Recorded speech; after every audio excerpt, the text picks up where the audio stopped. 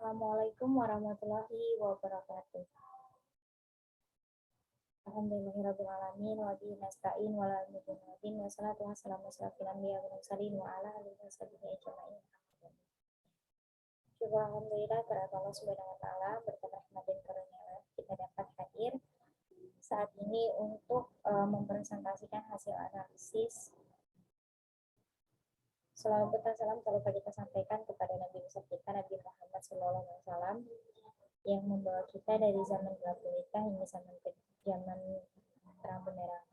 Yang kami hormati Ibu Erlani SPD MPD selaku dosen mata kuliah teori dan apresiasi kosa fiksi dan teman-teman sekalian yang menonton video ini. Baik, di sini perkenalkan nama saya Widya Hitawati. Saya dari Program Studi Pendidikan Bahasa Indonesia semester 5. Di sini saya akan mempresentasikan hasil analisis saya yang berjudul analisis novel yang berjudul September karya Norca M. Masardi. Baik, di sini pada bagian pendahuluan ada latar belakang. Di karya sastra yang merupakan bagian penting dari kehidupan. Mengapa dikatakan penting?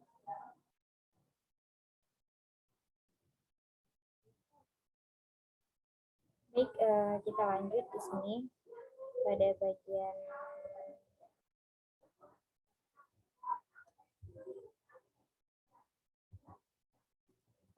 latar belakang, di mana karya sastra merupakan bagian penting dari kehidupan manusia.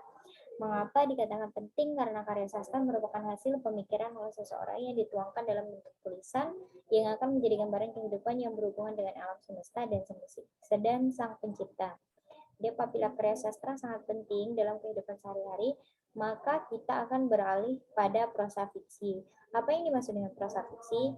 Prosa fiksi sendiri adalah kiasan atau cerita yang diemban oleh pelaku-pelaku tertentu dengan pemerannya. Latar serta tahapan dan rangkaian cerita tertentu yang bertolak dari hasil imajinasi pengarangnya, sehingga menjadi suatu cerita. Sama halnya dengan karya sastra, yang pasti prosa fiksi ini memiliki peranan penting dalam kehidupan kita sehari-hari. Nah, apabila hal tersebut kita anggap penting, maka kita memberikan apresiasi tentang prosa fiksi agar sastra yang ada di Indonesia ini mempunyai perkembangan dan dapat dilestarikan. Salah satu bentuk apresiasi yang akan saya berikan itu pada novel yang berjudul September karya Norce M. Masardi, dan novel ini akan dianalisis dengan menggunakan teori postkolonial. Lanjut ke sinopsis novel. Jadi di dalam novel ini terdapat satu aspek yang masih menjadi kunjungan sejarah, yaitu tewasnya Arif Rahman Hakim di dalam buku ini bernama Hikam, tahun 1966. Apakah dia sendiri yang gugur atau orang lain? Sejarawan tentu lebih ketat dan pengelolaan ruang dalam waktu, termasuk aspek kronologisnya. Jadi namun di sini pengarang dengan leluasa berpindah dari kondisi sekarang menuju masa lampau. Seputar tahun 1965, kehidupan metropolitan yang tak luput dari hubungan seksual antar jenis dan sesama jenis, salah satunya digambarkan sebagai hubungan jasmani sampai ke paling ujung dari segala ujung. Jadi dalam buku ini adalah sebuah karya signifikan di antara novel-novel yang bisa membantu proses dekonstruksi dan rekonstruksi sejarah Indonesia yang kontemporer. Jadi di dalam novel ada yang tokoh bernama Niko. Dalam novel ini adalah pemimpin redaksi majalah Novum.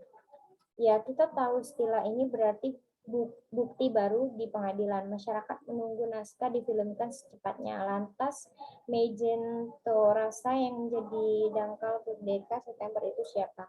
Jadi inti di dalam novel ini adalah novel fiksi sebenarnya, tapi di dalam novel ini terdapat suatu peristiwa yang terjadi pada tahun 1965 tentang berhubungan dengan kolonel.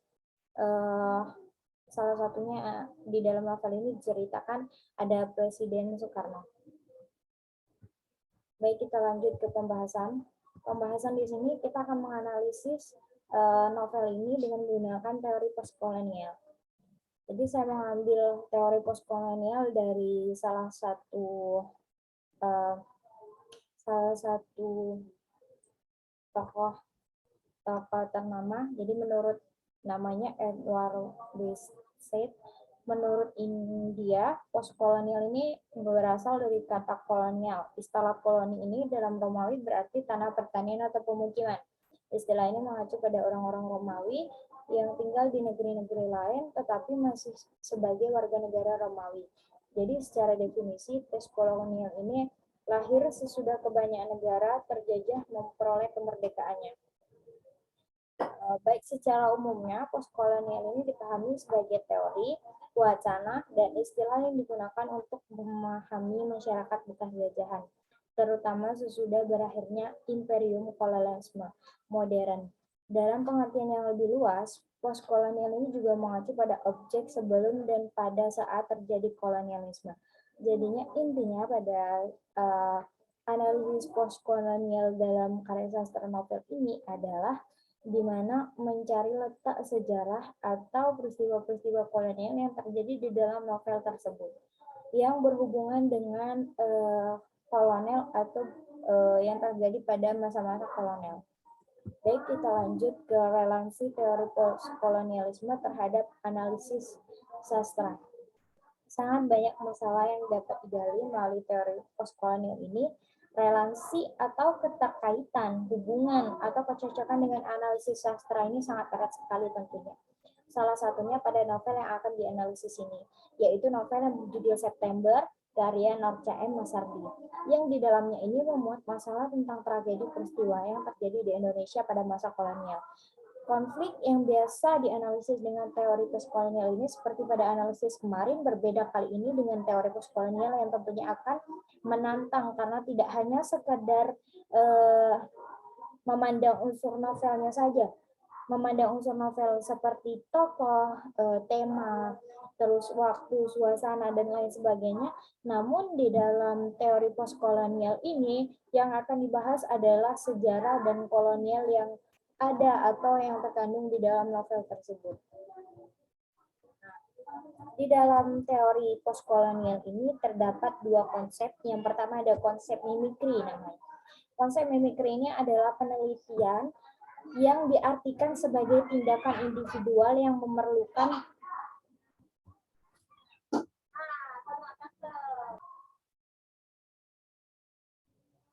baik, kita lanjut kepada teori atau konsep yang pertama tadi pada konsep mimikri ya. Nah, konsep mimikri ini adalah penelitian diartikan sebagai tindakan individual yang memerlukan kadar keterlibatan. Dalam kajian postkolonialisme ini, konsep mimikri ini diperkenalkan oleh Hamika Baba. Mimikri ini adalah suatu bentuk peniruan, penyesuaian terhadap etika dan kategori ideal Eropa seolah-olah sebagai sesuatu yang universal. Penelitian ini ditunjukkan untuk melawan ketertindasan dalam postkolonialisme disebut dengan mimikri. Jadi bentuk konsep mimikri ini adalah sebuah bentuk-bentuk peniruan, jadi bentuk-bentuk peniruan orang pribumi yang meniru kebiasaan-kebiasaan atau hal-hal yang dilakukan oleh orang Eropa yang bertujuan untuk mengelabui atau membohongi orang-orang Eropa agar dia tidak tahu bahwasanya kita orang Indonesia gitu. Jadi banyak sekali bentuk-bentuknya ini. Ada contohnya salah satu bentuk perlawanan yang dilakukan oleh bangsa terjajah untuk mengatasi penjajahan yang dilakukan oleh bangsa penjajah dengan melakukan banyak cara. Di antaranya dengan melakukan peniruan terhadap bangsa penjajah dengan tujuan untuk mengguguli bangsa penjajah atau setara dengan bangsa penjajah tersebut. Jadi di contoh ini dijelaskan bahwasanya ketika suatu negara yang sedang terjajah itu dia menggunakan konsep mimikri ini tadi di masa-masa kolonial, di masa-masa penjajahannya, bertujuan untuk mengelabui si penjajah itu agar dia tidak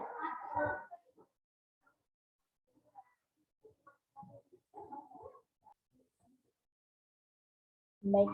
Kita lanjut.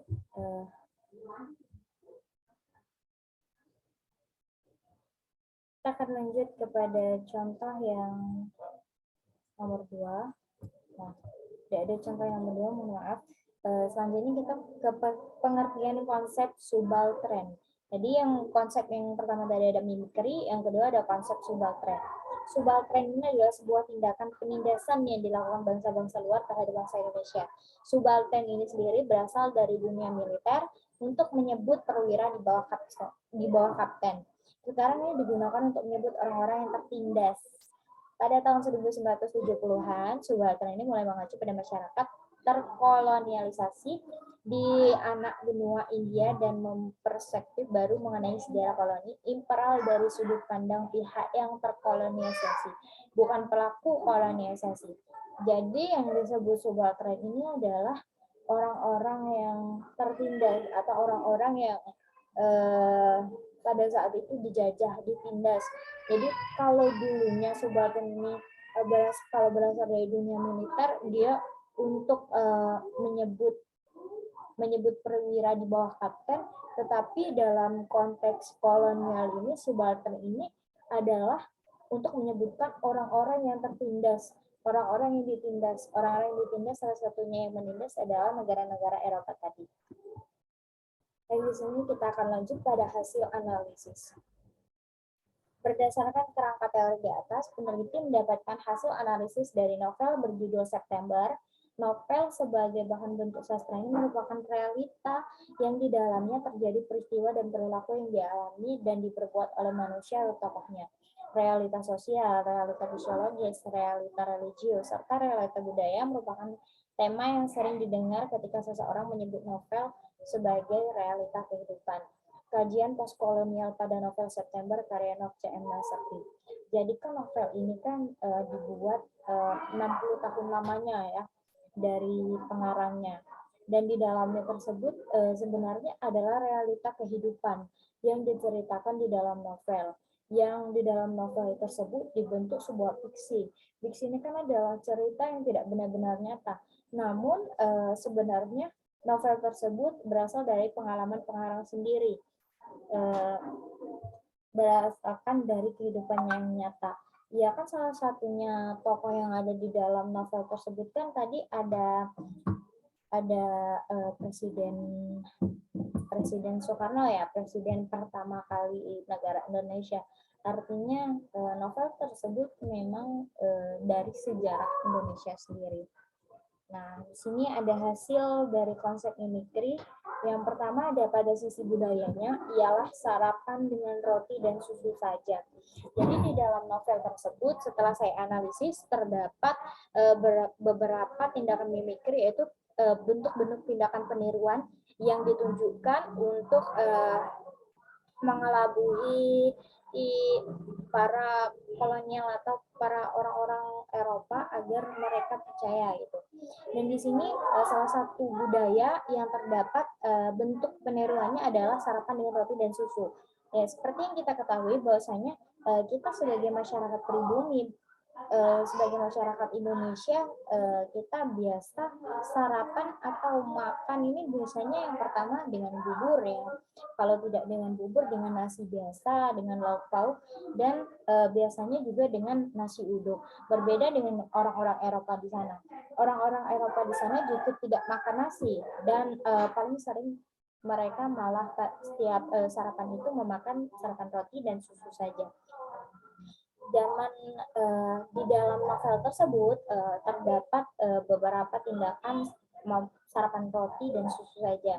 Artinya itu bukan suatu bawaan ya, tapi adalah sebuah tindakan konsep mimikri tadi pada saat itu untuk mengelabui orang-orang Eropa ini tadi. Kenapa? Ya salah satu fungsinya adalah untuk mengelabui orang-orang asing itu agar mereka berpikir bahwasanya nutrisi yang orang Indonesia makan ini sama saja gitu. Nah, selanjutnya ada sisi budaya sosial lagi yang ditunjukkan pada novel September itu, yaitu berpergian menggunakan transportasi umum seperti bus. Nah, pada zaman dahulu sebenarnya transportasi sudah ada gitu ya, tapi orang-orang di dalam novel itu kita berpergian menggunakan bus itu sangat jarang sekali ya. Kebanyakan dari orang-orang Indonesia itu pasti berpergiannya menggunakan transportasi umum seperti motor dan lain sebagainya.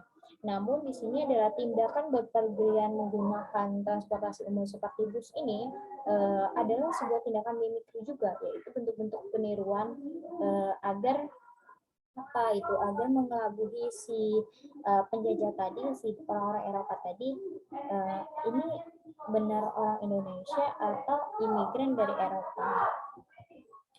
Baik, kita lanjut ke subaltern. Ini penemuan selanjutnya, peneliti menemukan konsep subaltern di dalam novel ini. Subaltern bentuk yang terdapat dalam novel judul September karya Norce M. Masardi ini yaitu bentuk penindasan seperti pelecehan seksual yang dirasakan oleh tokoh yang bernama Darius dan ketiga kawannya. Setelah saya baca ini, terdapat sebuah tindakan penindasan seksual, yaitu di mana tokoh yang bernama Darius dan tiga temannya itu diperkosa oleh sesama jenis gitu. Darius kan laki-laki, dan di dalam novel tersebut si tokoh yang diperkosa tadi, korbannya tadi, tahu bahwasanya siapa pelakunya tersebut adalah seorang laki-laki yang berasal dari Timur Tengah, tentunya Arab, yang bernama si Tarhan. Baik, yang kedua terdapat pula pada halaman 287 ketika para seniman penganut aliran humanisme universal yang mendatangani petisi kebudayaan dilarang melakukan kegiatan mereka di seluruh negeri, dan yang oleh golongan kiri kemudian diejek dengan singkatan petis kebu. Di samping adalah sebuah penindasan bagi seniman yang dilakukan bangsa Eropa terhadap bangsa Indonesia melarang kegiatan seniman. Jadi mengapa dikatakan sebuah bentuk penindasan?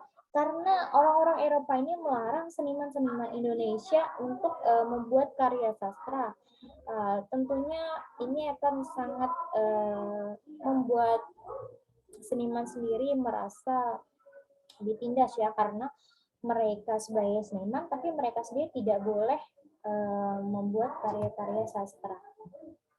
Dan juga mereka diejek. Ini diejeknya adalah sebuah bentuk penindasan.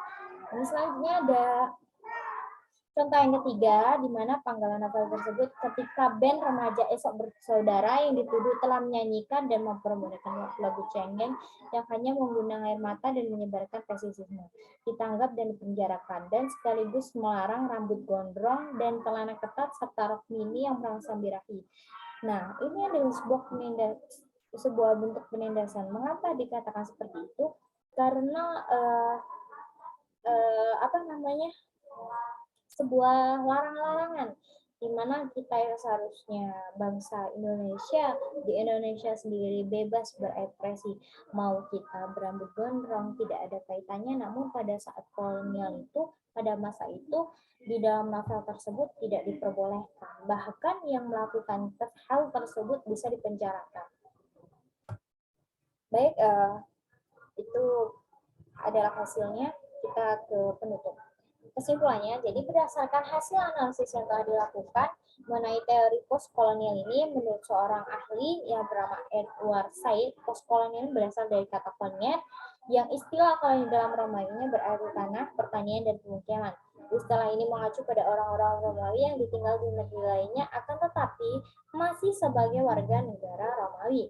Dalam teori postkolonial ditemukan juga dua konsep, yaitu mimikri dan subaltern. Mimikri ini adalah bentuk-bentuk peniruan penyesuaian terhadap etika dan kategori ideal Eropa seolah sebagai sesuatu yang universal, sedangkan subaltern adalah sebuah tindakan penindasan yang dilakukan bangsa luar terhadap bangsa Indonesia. Sarannya adalah penelitian ini juga menggunakan teori postkolonial Edward Said. Jika ada penelitian lain yang tertarik dengan sumber data yang sama, yakni novel yang berjudul September karya Norce Masardi, maka novel ini juga dapat diteliti menggunakan dengan kajian pramutik. Kenapa? Karena novel ini mengandung banyak tidak tutur yang salah satunya cocok untuk dianalisis menggunakan kajian grammatik. Karena bahasa yang digunakan banyak bahasa kasar atau bahasa keras yang tentunya apabila menggunakan kajian grammatik itu akan sangat banyak sekali. Baik, itu saja. Terima kasih yang dapat saya sampaikan. Kepada lebih dan kurangnya saya mohon maaf kepada rekan-rekan semuanya, kepada teman-teman semuanya. Kepada ada saya mohon maaf, kepada Allah saya mohon ampun. Saya akhiri, wabillahi taufiq wal hidayah. Wassalamualaikum warahmatullahi wabarakatuh.